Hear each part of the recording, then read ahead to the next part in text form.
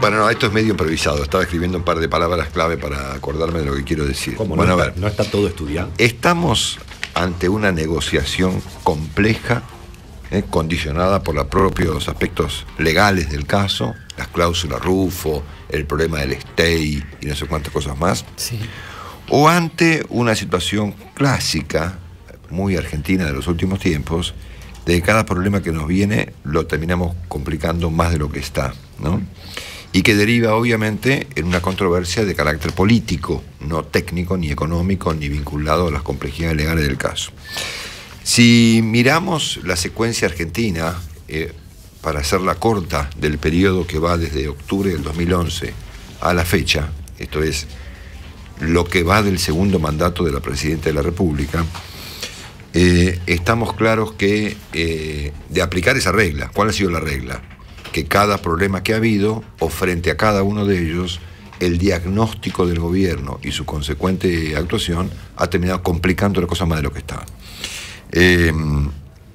La verdad es que no lo sabemos, o sea, no tenemos clara la respuesta a esta pregunta, si efectivamente hay una negociación, insisto, como sugirió el doctor Melconian, como problema de la negociación específicamente el punto, ¿no? Es decir, condicionada por la propia complejidad del caso, porque hay estas cláusulas que pueden complicar mucho la situación, o estamos un poco a la deriva y agravando las cosas y eventualmente generando una situación de carácter político frente a un problema que por ahí para alguna gente sería fácilmente arreglable. Por ejemplo, para Ecuador, ¿no es cierto? Fue más fácil de resolver.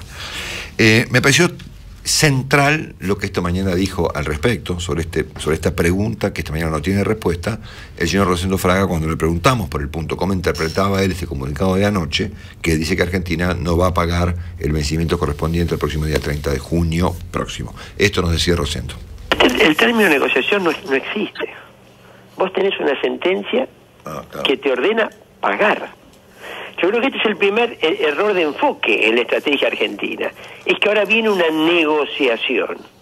Vos tenés una sentencia que te ordenó pagar. Mirá, en mi opinión, el gran error, lo que ha fracasado, la premisa de la estrategia argentina que ha fracasado ya, era pensar que la Argentina iba a obtener algún fallo relativamente favorable porque una crisis de la deuda argentina iba a afectar las otras deudas reestructuradas e iba a ser, digamos, imposible, muy difícil volver a reestructurar deudas en el mundo de acá en más. Esta era la premisa. Es decir, bueno, esto fue, perdón, Rosendo, un puntito acá. Esto fue lo que dijo la Presidenta en Santa Cruz de la Sierra un día antes del anuncio de la Corte. Esta fue la premisa de la estrategia argentina. Miren, es decir, si a la Argentina no le dan cierto espacio, esto va a impedir otras reestructuraciones de deuda en el futuro. El sistema financiero internacional no está en el mejor momento y este es el punto. Mirá, el día lunes tuvimos el fallo. El día martes ni la deuda griega ni la deuda ucraniana mostraron el menor síntoma de preocupación por esto, que serían las primeras que tenían que haberse visto afectadas. Es más, el martes Ecuador emitió un bono, claro, 2.000 millones. Claro, pero Ecuador fue el otro país que estuvo en default en los últimos 14 años en América Latina y que todavía el 2008 postergó pagos, que hizo un semi-default. Colocó a 10 años, ¿no es cierto?, 2.000 millones de dólares, que para el volumen de la economía de Ecuador es como si dijeras Argentina coloca 10.000 o 12.000, a menos del 8%. Al día siguiente de este fallo.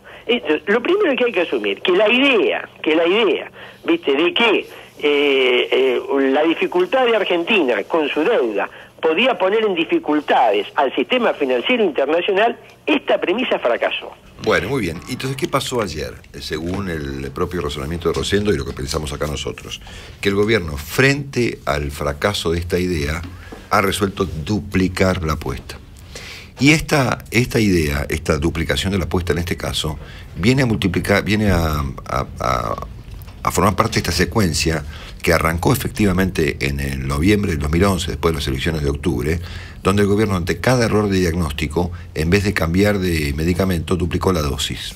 Y en algún caso la triplicó. Eso produjo, por ejemplo, que, ponele, el control de cambios derivara en un cepo, que un problema con Brasil derivara en una catástrofe en la automotriz, y así lo que mires, que un intento de recuperar reservas terminara bajándolas, De cada cosa frente a la cual el gobierno produjo un diagnóstico en particular y ese diagnóstico demostró por la realidad ser equivocado, la reacción al momento, y esto se puede experimentar en cada caso que el gobierno lleva adelante, ha sido duplicar la dosis y agravar el estado de cosas. Entonces pareciera ser que puede ser que esté pasando al mismo tiempo las dos cosas, que estemos negociando y que al mismo tiempo lo estemos complicando políticamente.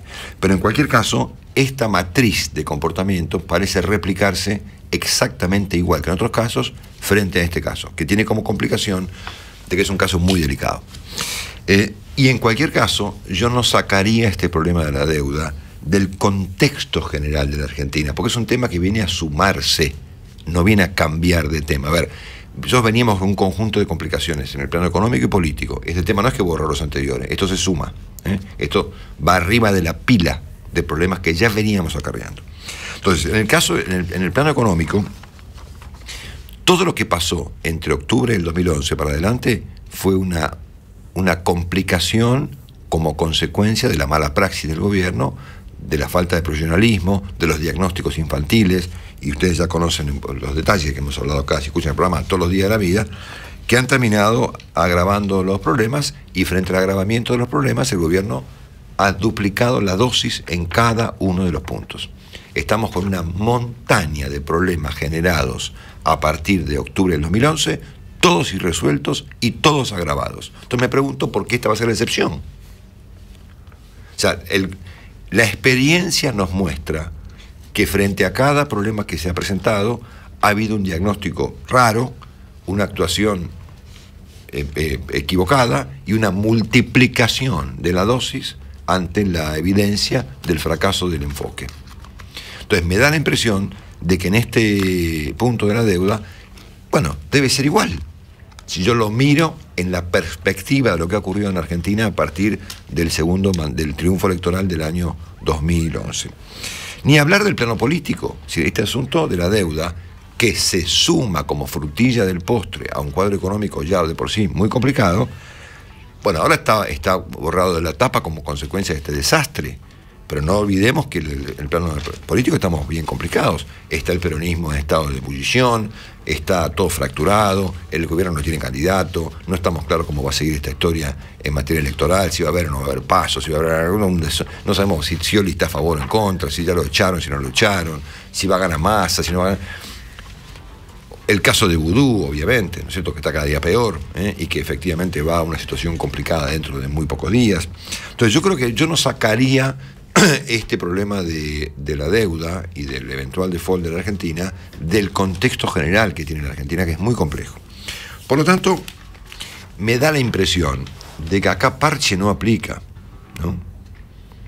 Parche otra vez no aplica. Si acá me parece que habría que el presidente y sus principales asesores y parte de la política argentina deberían empezar a pensar un arreglo más o menos general de este problema. Hemos ingresado en un grado de anormalidad tal que casi como que nos hemos acostumbrado, pero es muy anormal tener al mismo tiempo un cepo cambiario, una industria automotriz fulminada, el campo a las puteadas, el vicepresidente contra las cuerdas, una eventual default de la deuda. Es decir, miremos el cuadro global, ¿no es cierto?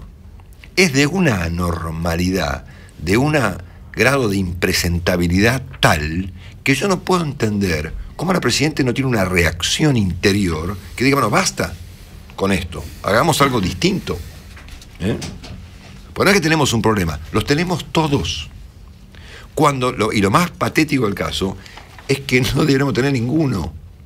Porque todo esto que yo estoy tratando de recordar así desprolijamente, todo ha sido autogenerado por errores de diagnóstico. Igual que este diagnóstico que tuvo la Presidenta el domingo cuando dijo, no, ¿saben qué? Si la Corte nos falla en contra de Estados Unidos, se cae el mundo. Bueno, no solamente no se cayó el mundo, sino que el mundo ni registró lo que está pasando. Y el ejemplo de Ecuador es muy elocuente. El último país que había quedado en default emitió al día siguiente del fallo de la Corte Americana contra Argentina 2.000 millones de deuda al 8 o al 7%. A ver, ¿me pueden explicar, por el amor de Dios, cómo la Argentina no puede salir de este problema en 2 minutos? Haciendo lo mismo que un presidente que también persigue a los medios, que también supone que es víctima de una conspiración, que también es progresista como Cristina. A ver, ¿qué es lo que nos impide comportarnos, no te digo como Francia o como el Uruguay, como el Ecuador. O sea, a ver, ¿qué clase de tara es la que le impide al gobierno comportarse como su amigo el presidente Correa? Por lo tanto, me da la impresión de que acá no hay una cuestión particular. El tema de la deuda vino a operar como la frutilla de un postre muy complicado, en donde todo está difícil. Desde intentar echar a los fiscales que investigan, hasta tener un vicepresidente que sí quiso sacar a la fábrica de hacer billetes, hasta tener cepos cambiarios, industrias fulminadas, problemas sindicales, problemas en el consumo, en la producción, cuando todo eso no ocurre en ningún país de la región excepto en Venezuela. Porque, a ver, el ministro de Economía explicaba el otro día en televisión con un cuadrito muy simpático la relación que había entre la caída de la deuda y el crecimiento de la Argentina. Muy bien, fenómeno, para explicar el desendeudamiento del país. Y yo pensaba, ¿y entonces cómo me explica, ministro, que ahora no crecemos más? ¿Me puede explicar? Bueno, entonces, acá me parece que entramos en una zona de riesgo, ¿eh? Mucha gente lo está llamando malvinización, otra gente impactada por los afiches repite la frase patria buitres, ¿no es cierto?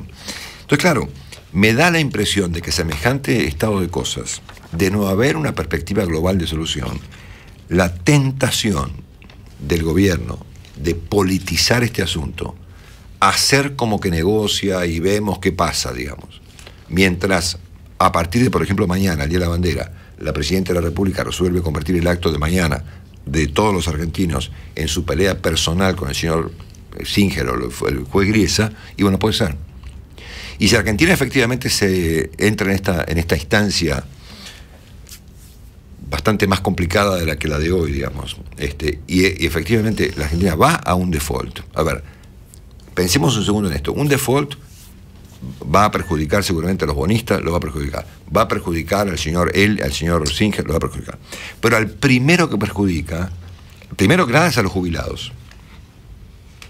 El segundo son las revistas de los bancos. O sea, porque los bancos argentinos y la ANSES tienen un montón de bonos de la Argentina, cuyo valor se va a ver destruido. Yo pensaba en Bossio ayer, por ejemplo, o en los presidentes de los bancos, que ayer obviamente Standard & Poor's le bajó la calificación. ¿Y por qué le baja la calificación a Standard & Poor's? ¿Porque los bancos son malos? No, porque tienen deuda argentina, ¿o no? Claro. Están sentados sobre pilas de bonos. A ver, todo el fondo de sustentabilidad de la ANSES, que habrá probablemente manejado mejor o peor el señor Bossio, pero ahí está el fondo, digamos, que tiene 400.000 millones de pesos. Esos son todos bonos y acciones de Argentina, cuyo precio se va a derrumbar dentro de 15 días, por ejemplo, si efectivamente Argentina entra en un default. Muchos de los activos que tienen los bancos, donde nosotros tenemos nuestro sueldo depositado, está fondeado o tiene como respaldo bonos de la Argentina, acciones de compañías argentinas, títulos de las empresas. Entonces, el default no explosiona al mundo, implosiona en Argentina. Entonces, si nosotros entramos por este camino, por esta variante que nos ha sugerido Rosendo Fraga y que mucha gente supone que puede ocurrir, esto es, vemos cómo va la negociación, pero mientras tanto politizamos el caso, lo agravamos y lo convertimos en una bandera política, bueno, tendremos un inconveniente cuyo único modo de sostener, ¿saben cuál va a ser? La radicalización.